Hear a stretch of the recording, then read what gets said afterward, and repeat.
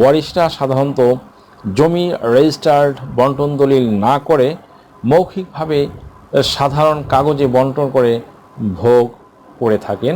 এর ফলে জমির মূল্য বৃদ্ধি পেলে জমি নিয়ে সৃষ্টি বিরোধ থেকে পারিবারিক বিরোধের শুরু হয়। পারিবারিক বিরোধ থেকে সামাজিক নানা ধরনের ঝগড়াঝাড়ি, মারামারি, খুন, রক্তারক্তি ও দীর্ঘমেয়াদে মামলা মোকদ্দমা সূত্রপাত হয়। এই সমস্যা সমাধানে প্রতিটি পরিবারকে জমি বাধ্যতামূলক রেজিস্টার্ড বন্টন দলিল করতে হবে, তাহলে অনেক সমস্যারই সমাধান হয়ে যাবে।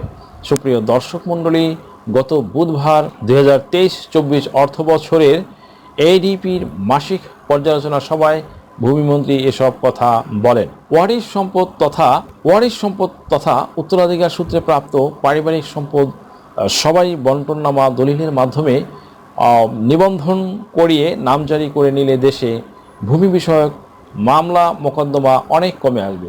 সাইফুজ্জামান চৌধুরী বলেন, আমাদের দেশে ভাই ভাই কিংবা ভাই বোন সহ বেশিরভাগ পরিবারের মধ্যে বিরোধের অন্যতম কারণ। দেশ ও বিদেশ থেকে যে কোনো ধরনের হলফনামা, এফিডেভিট নিতে চান, কাবিননামা, নিকানামা যে কোনো ভাষায় অনুবাদ করে বিভিন্ন মন্ত্রণালয়, ইসলামিক ফাউন্ডেশন থেকে সত্যায়িত করে নিতে চান, শিক্ষা সনদ বা অন্য যে কোনো ধরনের ডকুমেন্ট শিক্ষা বোর্ড, শিক্ষা মন্ত্রণালয় থেকে সত্যায়িত করে নিতে চান, ধর্ম পরিবর্তন করে কোর্ট ম্যারেজ করতে চান, কুরিয়ার, ইমেইল, হোয়াটসঅ্যাপ, ইমো, মেসেঞ্জারিতে ডেলিভারি নিতে পারবেন। তাছাড়া সরাসরি এসেও নিতে পারবেন। Mobile number 01724583880।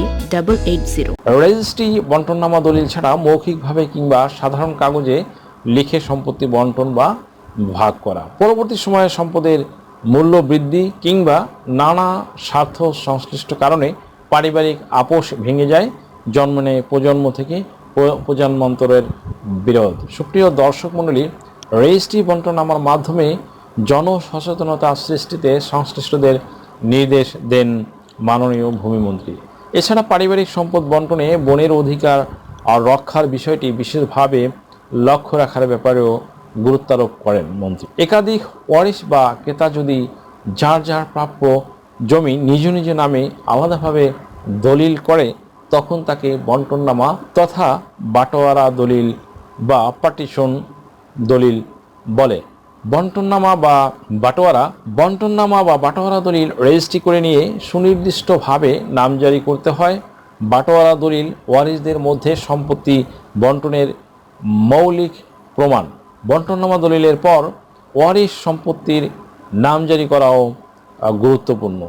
এ সময় কর্মকর্তারা জানান, প্রকল্পের মেয়াদ শেষে ডিজিটাল ভূমি সেবা মনিটরিং এবং রক্ষণাবেক্ষণে automated land administration and management system ALAMS alliance কার্যক্রম গ্রহণ করেছে ভূমি মন্ত্রণালয়। ইতিমধ্যে অ্যালায়েন্স কার্যক্রমের অনুমোদন পাওয়া গেছে। এই কার্যক্রম অর্থ মন্ত্রণালয়ের সমন্বিত বাজেট ও হিসাব রক্ষণ পদ্ধতি, আইবাস এবং জনপ্রশাসন মন্ত্রণালয়ের সরকারি কর্মচারী ব্যবস্থাপনা জেমস কার্যক্রমের অনুরূপ।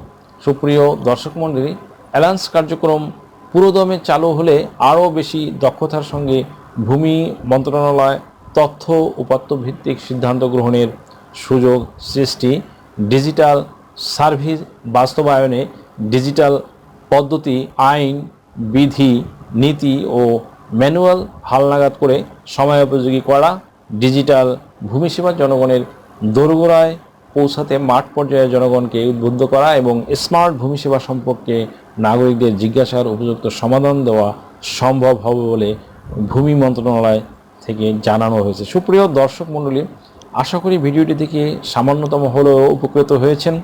যদি ভিডিওটি আপনাদের সামান্যতম উপকার আসে, তাহলে রিকোয়েস্ট করব চ্যানেলটি লাইক, শেয়ার, কমেন্টস এবং সাবস্ক্রাইব করে পাশে থাকা বেল আইকনটি প্রেস করে দিন, যাতে পরবর্তী ভিডিওর নোটিফিকেশনটি খুব সহজেই পেয়ে যান।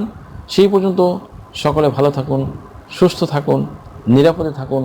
আবারও সবাইকে ধন্যবাদ জানিয়ে এখানে শেষ করছি। আল্লাহ হাফিজ। দেশ ও বিদেশ থেকে যে কোনো ধরনের হলফনামা, এফিডেভিট নিতে চান, কাবিননামা, নিকানামা যে কোনো ভাষায় অনুবাদ করে বিভিন্ন মন্ত্রণালয়, ইসলামিক ফাউন্ডেশন থেকে সত্যায়িত করে নিতে চান, শিক্ষা সনদ বা অন্য যে কোনো ধরনের ডকুমেন্ট শিক্ষা বোর্ড, শিক্ষা মন্ত্রণালয় থেকে সত্যায়িত করে নিতে চান, ধর্ম পরিবর্তন করে কোর্ট ম্যারেজ করতে চান, কুরিয়ার, ইমেইল, হোয়াটসঅ্যাপ, ইমো, মেসেঞ্জারিতে ডেলিভারি নিতে পারবেন। তাছাড়াও সরাসরি এসেও নিতে পারবেন।